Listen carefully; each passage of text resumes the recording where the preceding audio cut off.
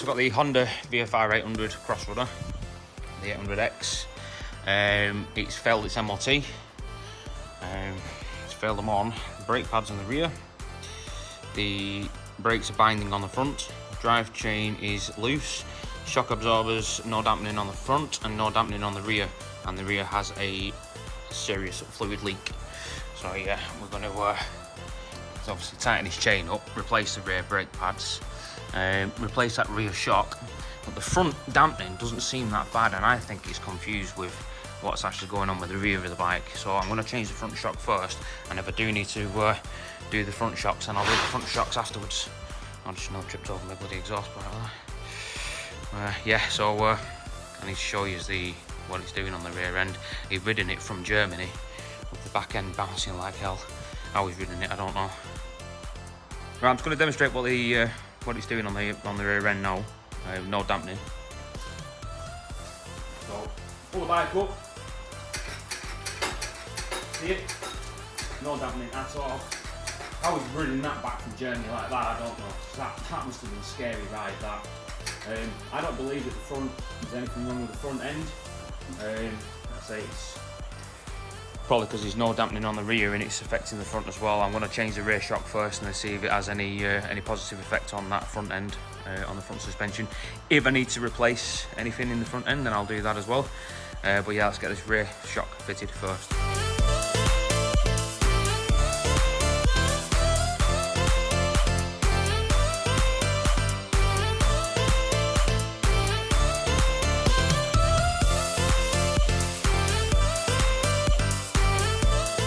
Stopped at this point. So I just took the cushion lever off. It's actually been hit by the bottom of the shock. The bottom of the shock snapped off. There's that bit there as well. There's your spring. I'm getting a bit worried though, because obviously, where's my torch? I'm getting a bit worried because that shock spring won't pass the exhaust. No torch as well, Brad.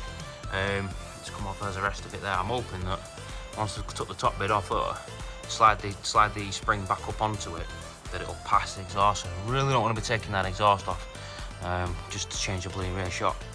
Can't see the bolt from this side, so I don't know if there's anything else I've got to take off first to get the top bolt off, but yeah, that's where we're up to at the minute.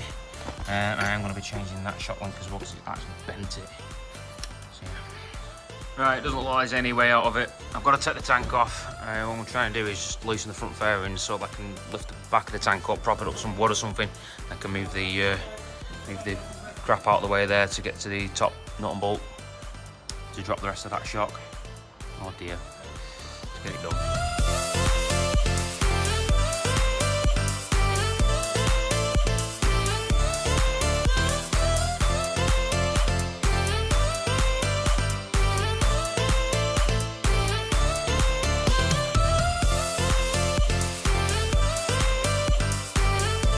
Right, so remove the bolts from the front tank, the panels, pulled them out of the way, lifted the tank up, and get to, that's the top shock bolt, the bolt there, and then I'll be able to take off like the fork bit that goes on the top, obviously to put it on this one. This is the replacement shock that's going on it. It's a second-hand one off eBay that my customer brought himself.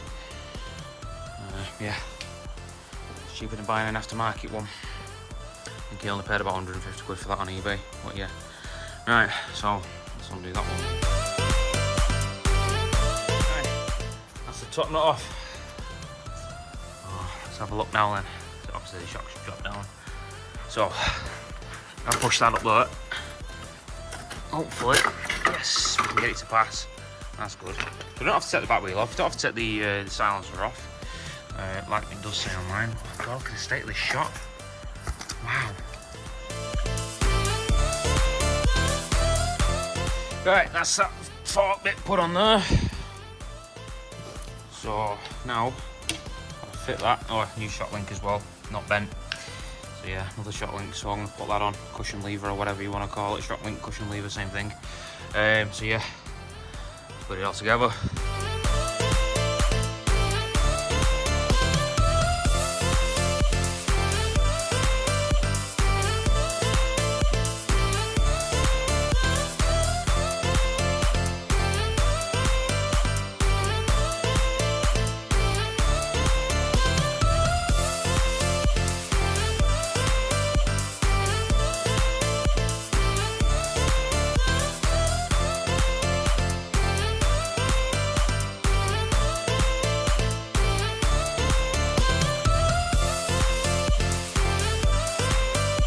Right, it's all back together. Let's see what it's doing now then.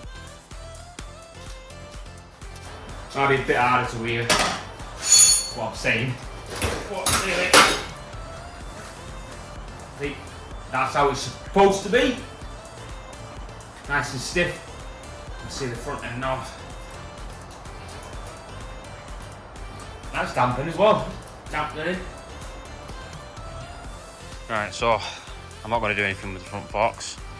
I'm going to send it through its MOT. That is dampening, so like I said, seals aren't leaking. The seals look pretty new, to be fair. That's the dust seals, obviously, but there's no leaks at all. So yeah, they do feel absolutely fine. Right, now I know it's not necessary to take off the exhaust and the wheel to do the brake pads, but it will be easier to see, and it'll be easier for the camera to pick it up as well.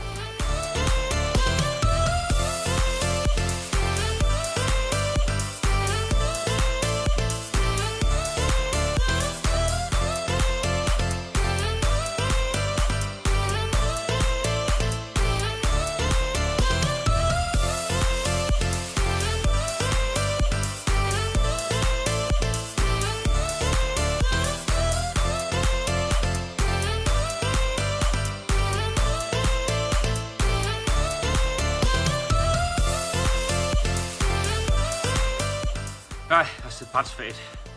All ones were a bit thin. That's some 1mm thick apparently, that's why they failed on the MOT. Both sides. Pistons pushed back in nicely as well, so that was good. Cleaned them all up first with the Dremel and the wire brush. But yeah, exhaust and rear wheel back on now.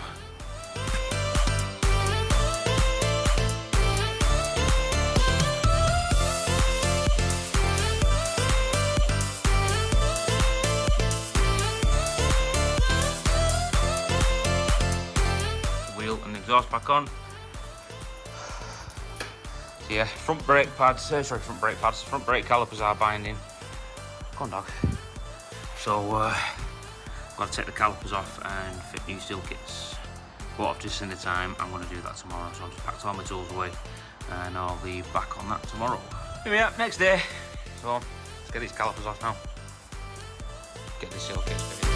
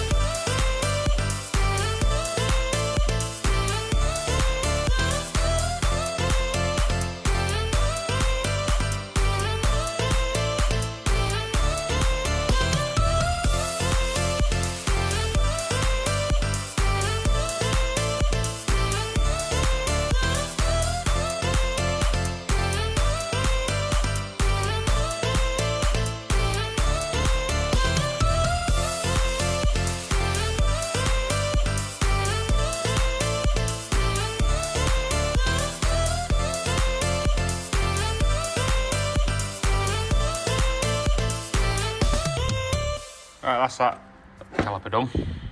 Obviously I don't need to replace the pads, I've just cleaned them up. Pads are good. Obviously no seals are there. New seals are in. New dust cover on there as well. Sometimes they give you a blade nipple as well, and sometimes they even give you the rubbers that go in here. What's going on with my camera here? I don't know why I'm not pointing it in the right direction. Right, I'm not going to film obviously reconning this side because I've already filmed the other side, but yeah, I'm going to get that one fitted, bladed up, and then push the pistons out on that one. It's easier obviously when you've got binding brakes to try and take your pads out first, then push them out as far as you can with the master cylinder to literally at the point where they're about to fall out, and obviously clamp your pipes then so that you're not losing any fluid all over the show. Makes it easier to bleed up then. But yeah, right, I'll get this one fitted.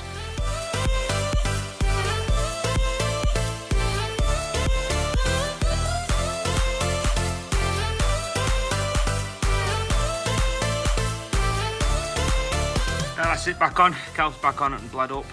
All here to bleed it up. Basically, from the master cylinder, comes down this one, and then from here goes to the other side. So it's easier to do that side first, if you know what I mean.